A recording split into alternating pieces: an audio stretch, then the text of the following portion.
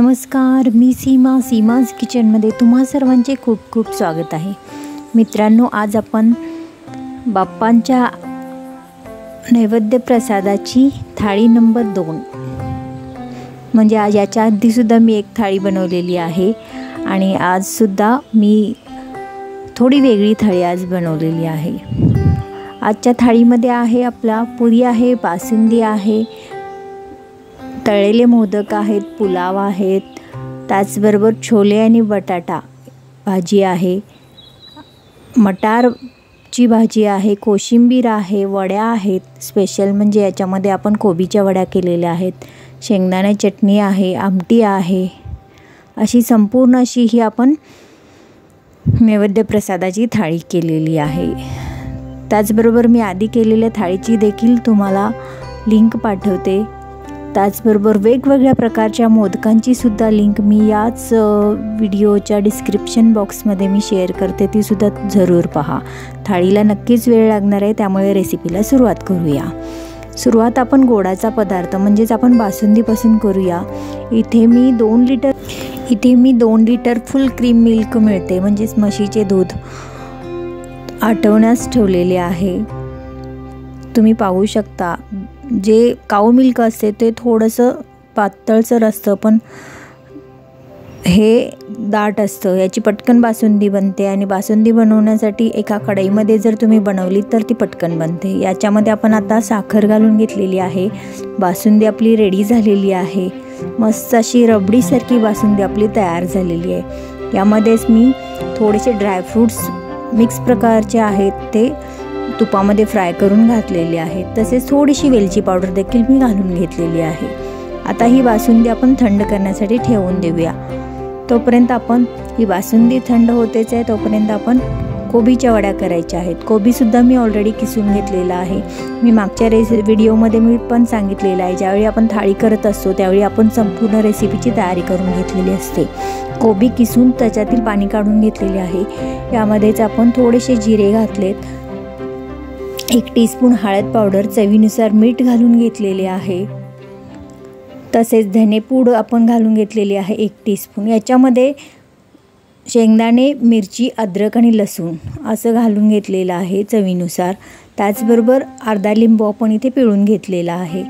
थोडीशी साखर देखील घालायची आहे म्हणजे वड्यांना चव लागते। त्याचबरोबर कलर येण्यासाठी इथे मी काश्मीरी मिरची पूड वापरलेली आहे। आता साखरसुद्धा आपली घालून झालेली आहे। इथे मी अंदाजानुसार पीठ घालून घेते आहे। 1 कप पीठ घेतलेले आहे। जवळपास हा पाव किलो कोबी होता। अंदाजानुसार जसं लागेल तसं आपल्याला पीठ घालून घ्यायचं आहे। कोबी किसल्यानंतर त्याचे थोडेसे पाणी काढून घेतल्यामुळे वड्या खूप छान होतात, कारण जर तुम्ही डायरेक्ट जर न पिळता केलं तर वड्यांमध्ये पीठ खूप प्रमाणात बसेल आणि घट्टसरपणा अजिबातच येणार नाही। त्यामुळे वड्या करत असताना कोबी किसून झाल्यानंतर थोडासा पिळून घ्यायचा, याच्यातील थोडे पाणी काढून टाकायचे, म्हणजे याच्यामधील जो एक प्रकारचा उग्र वास असतो तो सुद्धा निघून जातो। पहा, आता आपल्याला अजून थोडंसं याच्यामध्ये पीठ लागेल असे वाटते, म्हणून मी अंदाजानुसारच इथे पीठ घालून घेते आहे। जवळपास आपल्याला पाऊण कप पीठ इथे या वड्यांमध्ये मी वापरलेले आहे।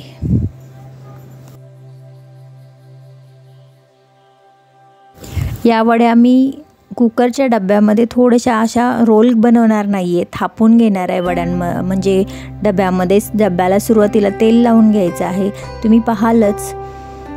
पहा, आता पूर्णपणे म्हणजे जवळपास पाऊण कप पूर्णपणे आपल्याला इथे पीठ लागलेलं आहे। या वड्या कुकरमध्ये मी उकडून घेणार असल्यामुळे कुकरच्या डब्याला मी तेल लावून घेतलेले आहे ऑलरेडी। पहा, आता या जो आपण गोळा बनवलेला आहे तो याच्यामध्ये थापून घेऊया, म्हणजे वड्या पटकन उकडल्या देखील जातील आणि वडा म्हणजे थोडंसं हातावर तेल घेऊन हे पसरवून घ्यायचं आहे डब्यामध्ये आणि कुकरमध्ये जवळपास 4 ते 5 शिट्टीमध्ये पटकन उकडल्या जातील या वड्या। आता हा पण कुकर लावून देऊया। त्याचसोबत मी छोलेसुद्धा लावून घेते आणि बटाटेसुद्धा लावून घेते, म्हणजे आपल्याला भाजीची सुद्धा म्हणजे आपली भाजीची तयारी देखील होऊन जाईल। आता हा कुकर तयार होतोय, तोपर्यंत आपण छोलेचा मसाल्याची तयारी करूया। इथे पॅनमध्ये मी तेल घालून घेतलेले आहे। तेलामध्ये मी 2 मध्यम आकाराचे कांदे घेतलेत, ते उभट आकारात कापून घेतलेत। आता हे थोडेसे आपल्याला भाजून घ्यायचे आहे। अर्धा इंच आपण अद्रकचा तुकडा घातलेला आहे, लसूण घातलेले आहेत 5 ते 7 आणि 2 हिरव्या मिरच्या। त्याचबरोबर एक मध्यम आकाराचा टोमॅटो देखील आपण या मसाल्यामध्येच भाजून घ्यायचा आहे, जास्त प्रमाणात भाजायचं नाहीये। मसाला आपण बारीक सुद्धा करून घेतलेला आहे, मसाला तयार झालेला आहे। आता आपण छोले सुद्धा उकडून झालेले आहेत आपले।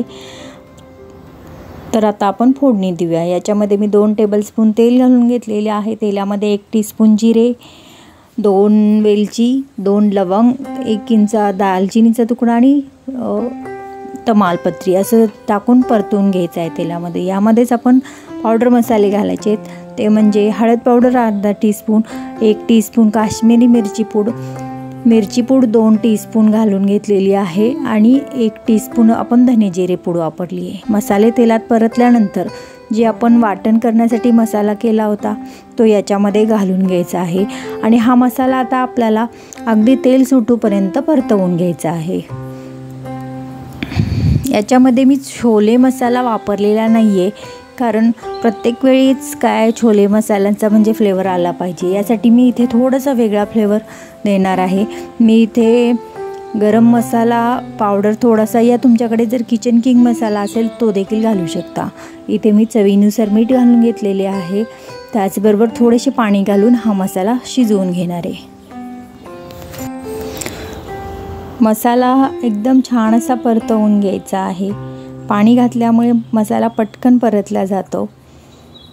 आता हे पहा, छोले सुद्धा आपले तयार झालेले आहेत, हे घालून घेऊया। आणि रसरशीत आपल्याला भाजी करायची आहे, कारण आपण पुरीसोबत खाणार आहोत। यासाठी थोडंसं छोल्यांची भाजी रसरशीत ठेवण्यासाठी आपण इथे बटाटा वापरलेला आहे। 1 बटाटा मी इथे वापरलेला आहे आणि थोडासा घालत असताना बटाटा स्मॅश करून घ्यायचं आहे आणि तुम्हाला हवं तेवढं रसरशीत पाणी घालून तुम्ही 5 ते 7 मिनिट आपण हे उकळवून घ्यायचे। पहा, आपले छोले आता तयार झालेले आहेत।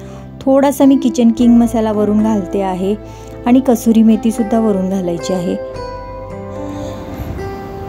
मस्त आपले छोले आता तयार आहेत। 5 ते 10 मिनिट आपण उकळवून घेतलेलं आहे। थोडीशी कोथिंबीर घालून घेऊया। पहा, रसरशीत अशी आपली छोल्यांची भाजी देखील तयार झालेली आहे।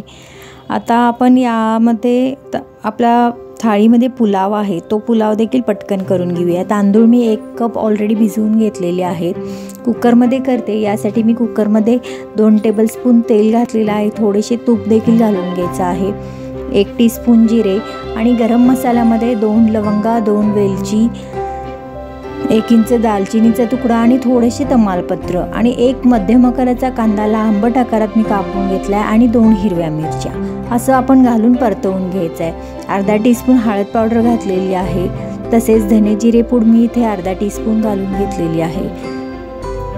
मस्त हे तेलामध्ये परतून झाल्यानंतर यामध्ये भाज्या घालायच्या आहेत। इथे मी सोया चंक्स घातलेत, मटार घातले आणि गाजर घालून घेतलेले आहे। प्रत्येकी 1/4 कप मी भाज्या इथे वापरलेल्या आहेत। तसेच तांदूळ धुवून घेतलेला होता, तो आपण या भाज्यांमध्ये सोबतच परतवून घ्यायचा आहे। आणि आपल्याला आता इथे मी भाज्या पण घातलेल्या आहेत, थोडासा चवीनुसार मीठ घातलेलं आहे आणि 1 टीस्पून बिर्याणी मसाला, एव्हरेस्ट बिर्याणी मसाला इथे मी वापरलेला आहे। पाण्याचा अंदाज तुम्ही म्हणाल तर 1 कप राईसला 2 कप मी पाणी घालणार आहे, कारण मी 1.5 कप, जर तांदूळ जास्त वेळ भिजवला तर 1.5 कप घालायचा। पण आता आपण इथे थोड्याशा भाज्या देखील घातल्या, त्या भाज्या शिजण्यासाठी आपण इथे अर्धा कप कुकरच्या 2 शिटी काढून घ्यायच्या। आता आपल्या थाळीमधील मोदक करायचे आहेत, त्यासाठी मी इथे फ्राईड मोदक करते। मोदकाचं कवर म्हणाल तर तुम्ही 1 वाटी मैदा घेतला तर 2 टेबलस्पून बारीक रवा घालून त्याच्यामध्ये तुपाचे मोहन घालायचे 2 टेबलस्पून आणि मीठ घालून पीठ मळून घ्यायचे। त्याचबरोबर मोदकाचं जे सारण आहे त्याचा व्हिडिओ मी ऑलरेडी अपलोड केलेला आहे, त्याची लिंक मी शेअर करते, ती जरूर पहा। सारण कसं बनवायचं, त्याच्यासोबत रसरशीत कसं बनवायचं ते या व्हिडिओमध्ये आहे। पहा, अशा पद्धतीने आपण मोदक करून घेऊया. आणि बाप्पांच्या थाळीमध्ये नैवेद्याच्या मोदकांसोबत एक कानवला असतो, म्हणून इथे आपण कानवले करून घेतलेत. त्याचबरोबर इथे आपण आता पुरी बनवणार आहोत. पुरीसाठी सुद्धा एक घट्टसर आटा आपल्याला मळून घ्यायचा आहे. आट्यामध्ये तुम्ही थोडे तेलाचे मोहन घालून घ्यायचे, म्हणजे मोहन घातल्यानंतर ज्या पुऱ्या आपण बनवणार आहोत त्या तेलकट होणार नाहीत आणि टम्म फुललेल्या तशाच राहतील. आता आपण थोड्या पुऱ्या देखील बनवून घेऊया. म्हणजे जवळपास आता आपली थाळी रेडी होत आलेली आहे. मी याच्यासोबत गाजराची कोशिंबीर देखील करून घेतलेली आहे. शेंगदाण्याची चटणीसुद्धा केलेलीच आहे. त्याचीसुद्धा लिंक मी तुम्हाला शेअर करते, तीसुद्धा तुम्ही जरूर पहा. आता आपण वाटीच्या साहाय्याने पुरी कापून घेऊया, कारण असं केल्याने पटपट आपल्या पुऱ्या तयार होतात. जर एक जर तुम्ही लाटत बसला पुरी तर खूप वेळ जातो. जर एखादी मोठी लाटी लाटून आपण अशा पद्धतीने पुऱ्या केला तर पटपट अशा तयार होतात. तेल मी ऑलरेडी तापत ठेवलेलेच आहे. आता आपण मोदक तळून घेऊया, त्याचबरोबर पुऱ्या तळून घेऊया आणि ज्या वड्या आहेत आपल्या कोबीच्या त्या देखील तळून घेऊया. म्हणजे आपली संपूर्ण थाळी अशी तयार झालेली आहे.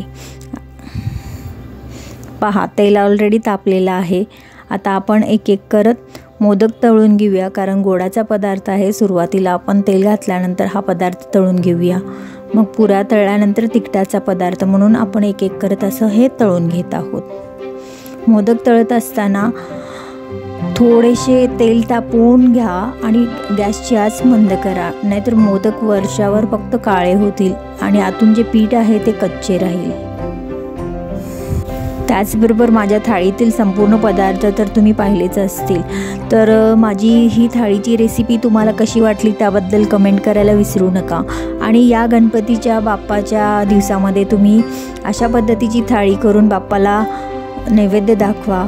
तसेच थाळी कशी वाटली तुम्हाला त्याबद्दल कमेंट करा आणि तुम्हीसुद्धा करून पहा. त्याचबरोबर चॅनलला सबस्क्राईब केले नसेल तर चॅनलला सबस्क्राईब करा आणि बाजूला बेल आयकॉन आहे ते सुद्धा प्रेस करायला विसरू नका, कारण मी नवीन रेसिपीज घेऊन येत असते. त्या रेसिपी तुम्हाला पटकन पाहायला मिळतील. पहा, आता आपले मोदक तळून झालेले आहेत. शेवटी एक कानवला असतो तो सुद्धा तळून झालेला आहे. याच्यामध्येच आता आपण पुऱ्यासुद्धा तळून घेऊया.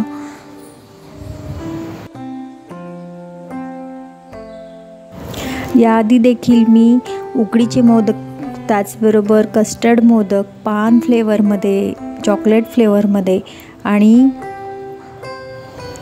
स्ट्रॉबेरी फ्लेवरमध्ये अशा संपूर्ण रेसिपी फ्राईड मोदकामध्ये सुद्धा आहेत. त्यातसुद्धा तुम्ही जरूर पहा. त्याची लिंक मी डिस्क्रिप्शन बॉक्समध्ये शेअर करते. तसेच आजच्या रेसिपी आवडली असतील तर नक्की लाईक करा, कारण थाळी बनवण्यामध्ये बराच वेळ जात असतो. त्यामुळे लाईक करायला विसरू नका आणि सबस्क्राईब केले नसेल तर सबस्क्राईब करा. आपण पुन्हा भेटूया अशाच नवीन रेसिपीसोबत. तोपर्यंत स्वस्त खा, मस्त रहा, नेहमीच आनंदी रहा. तुम्ही माझी रेसिपी अगदी वेळात वेळ काढून पाहिल्याबद्दल तुमचे मनापासून आभार.